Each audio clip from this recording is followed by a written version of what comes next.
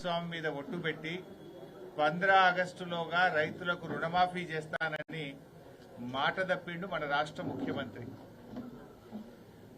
మాట తప్పిండు కానీ ఇవాళ మేము దేవుని దగ్గరికి పోయి దేవుడా ఈ రాష్ట్ర ముఖ్యమంత్రి గారు నీ మీద ఒట్టు పెట్టి మాట తప్పిండు. జనరల్ గా పాలకుడే పాపం చేస్తే రాజ్యానికి అరిష్టం అంటారు. కానీ ఇక్కడ ఈ రాష్ట్ర ముఖ్యమంత్రి తెలంగాణ ప్రజల ఇలవేల్పైనటువంటి ఈ రాజరాజేశ్వర స్వామి మీద ఒట్టు పెట్టి మాట తప్పిండు. ఇప్పటికే రైతులు అకాల వర్షాల వల్ల పంటలకు మద్దతు ధర రాక చాలా ఇబ్బంది పడతా ఉన్నారు. మా బాధ ఏందంటే, మా భయం ఏందంటే రేవంత్ రెడ్డి గారు, ఎందుకంటే పాలకుడు, జనరల్ గా పాలకుడు పాపం చేస్తే రాజ్యానికి అరిష్టము అంటారు.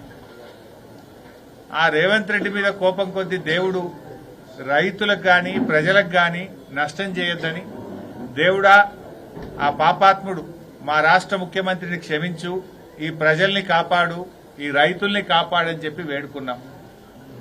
ఎందుకంటే రైతులు చాలా బాధల్లో ఉన్నారు. ఇప్పటికే 25-30% ధాన్యం మద్దతు ధర రాక మార్కెట్లో తక్కువ ధరకే మిల్లర్లకు దళార్లకు అమ్ముకున్నారు. ధాన్యం దళార్ల పాలైపోయింది. 1800-1900కే అమ్ముకున్నారు.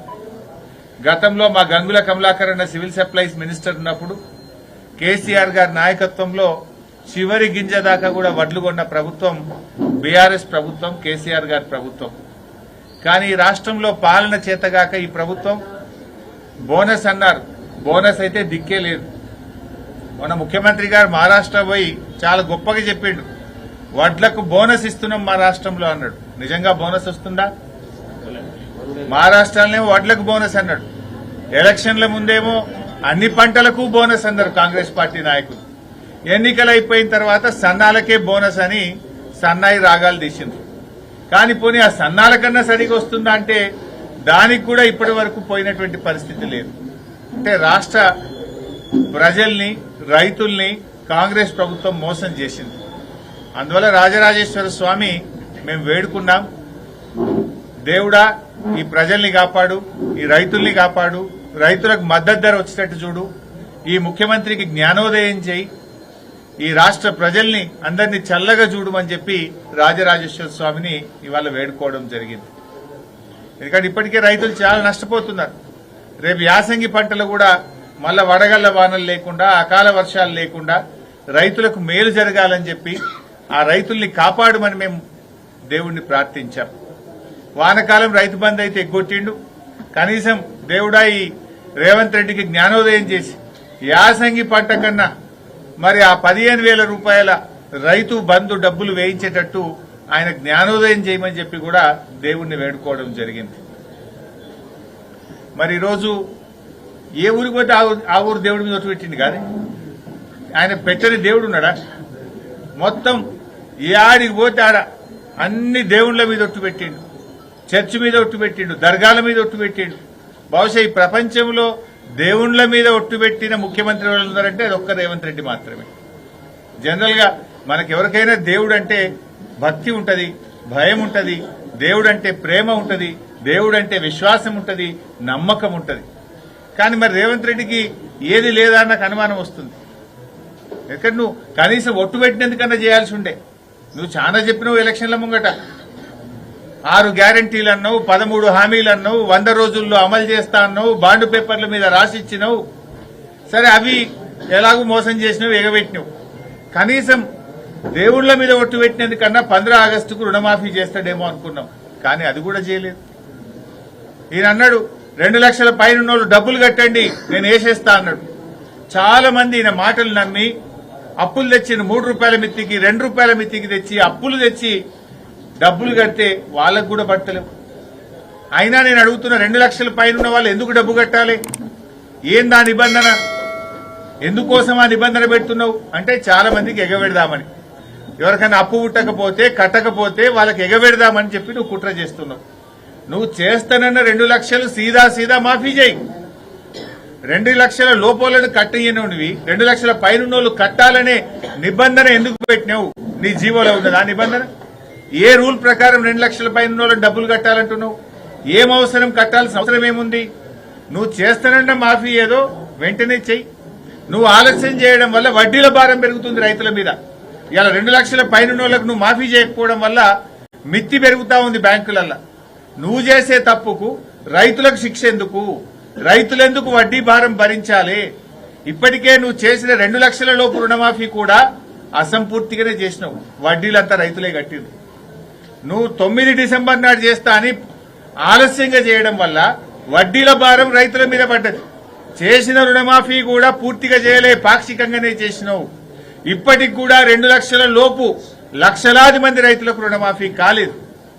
ఇవాళ ఆధార్ కార్డు తప్పుపడ్డదను, రేషన్ కార్డులో ఒకరికే రుణమాఫీ అను, లేకపోతే నీకు పెళ్లి కాలేదనో, నీకు పిల్లనియ్యలేదనో, రకరకాల 31 రకాల కుంటి సాకులు పెట్టి ఇవాళ సగానికి పైగా రైతు రుణమాఫీ జరగలేదు.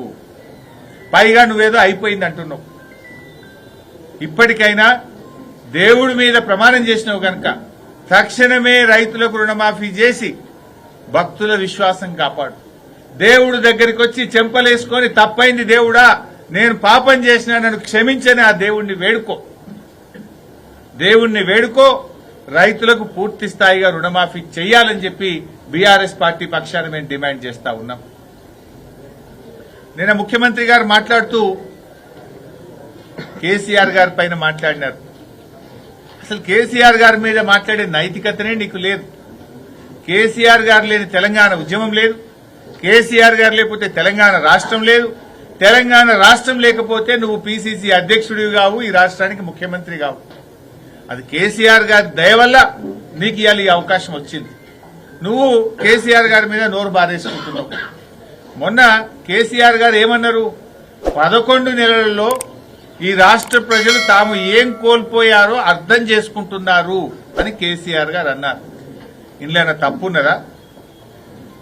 ఈయన రేవంత్ రెడ్డి అంటాడు తెలంగాణ ప్రజలు ఏమీ కోల్పోలేదని, పైగా ఎంతో పొందారని రేవంత్ రెడ్డి గారు మాట్లాడుతున్నారు. ఏం పొందిండ్రు నాయన?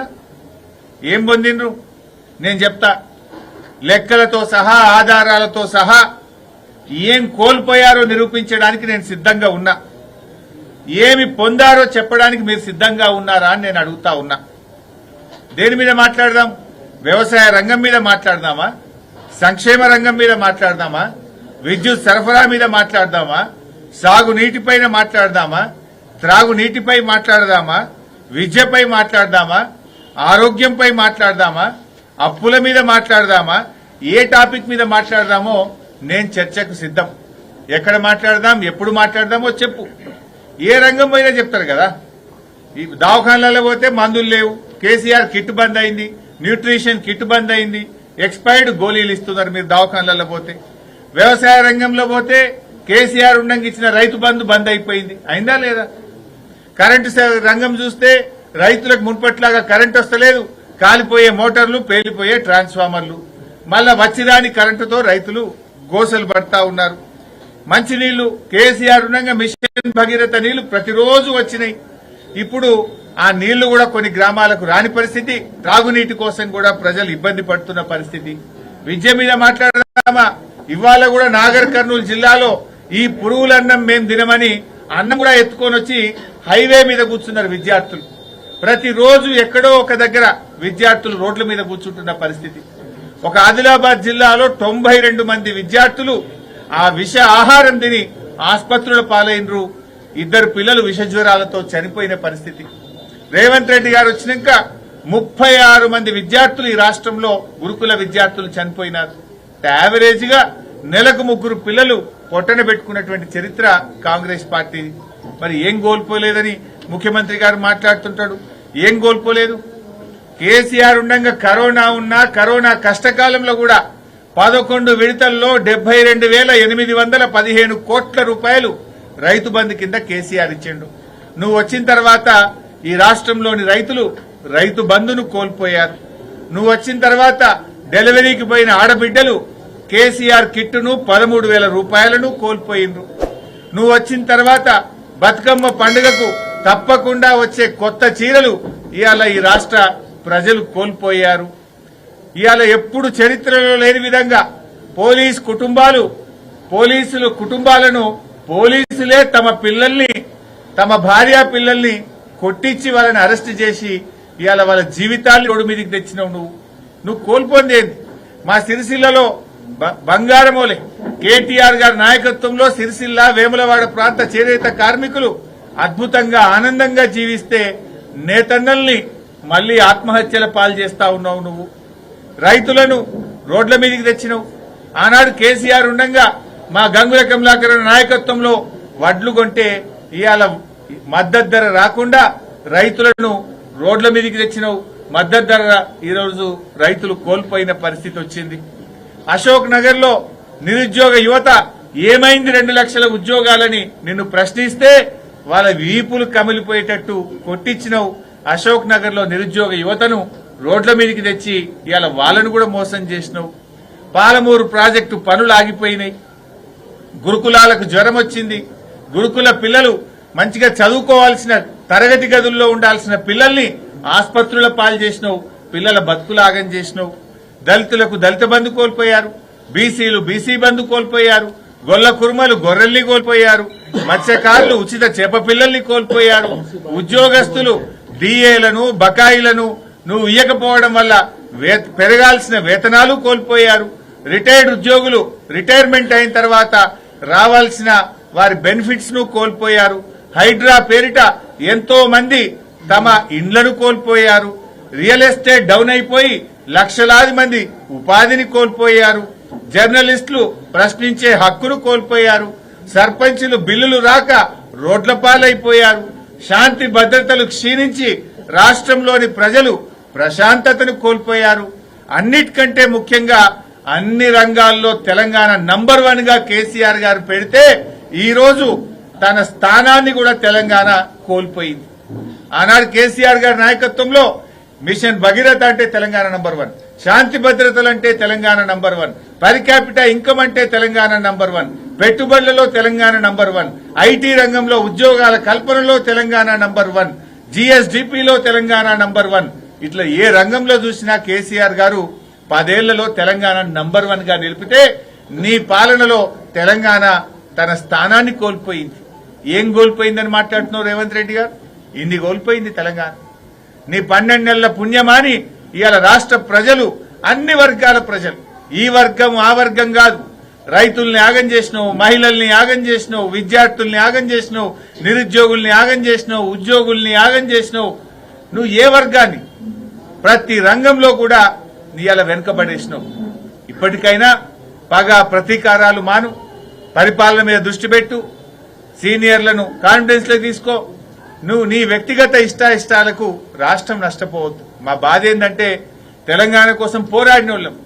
కేసీఆర్ గారి నాయకత్వంలో 14 ఏళ్లు రానే రాదు కానే కానన్న తెలంగాణ కోసం పోరాడిన పార్టీ బీఆర్ఎస్ పార్టీ, తెలంగాణ సాధించిన పార్టీ బీఆర్ఎస్ పార్టీ, తెలంగాణను అభివృద్ది పథంలో నడిపిన పార్టీ బీఆర్ఎస్ పార్టీ.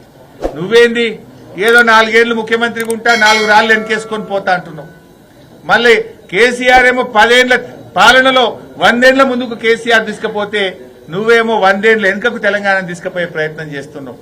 మా తాపత్రయం ఈ రాష్ట్రం వెనుకబడద్దు, ఈ రాష్ట్ర ప్రజలు కష్టపడద్దు, ఈ రాష్ట్రం అభివృద్దిలో ముందుకు సాగాలి, పోరాడి సాధించుకున్న తెలంగాణ ఇంకా అగ్రభాగాన నిలబడాలనేటువంటిదే మా తాపత్రయం. ఇప్పటికైనా సోయి తెచ్చుకో, ఈ రాష్ట్రం మీద పరిపాలన మీద దృష్టి పెట్టు, అన్ని రంగాల్లో వెనుకబడ్డ తెలంగాణను ముందుకు తీసుకొని పో. ఇవాళ ఇచ్చిన మాట ప్రకారంగా రైతు బంధు డబ్బులు 15,000 రూపాయలు రైతుల అకౌంట్లలో వేయాలని, దేవుడికి క్షమాపణ చెప్పి ఆ 2 లక్షల రుణమాఫీని సంపూర్ణంగా పూర్తి చేయాలని చెప్పి బీఆర్ఎస్ పార్టీ డిమాండ్ చేస్తుంది. నీ మంత్రులే చెప్పింది కదా, సగం కూడా ఇంకా గాలే. 42 లక్షల మందికి రుణమాఫీ చేస్తామని చెప్పారు. ఇప్పటికి 20 లక్షల మందికే అయింది. ఇంకా 22 లక్షల మంది రైతులకు రుణమాఫీ కాలేదు.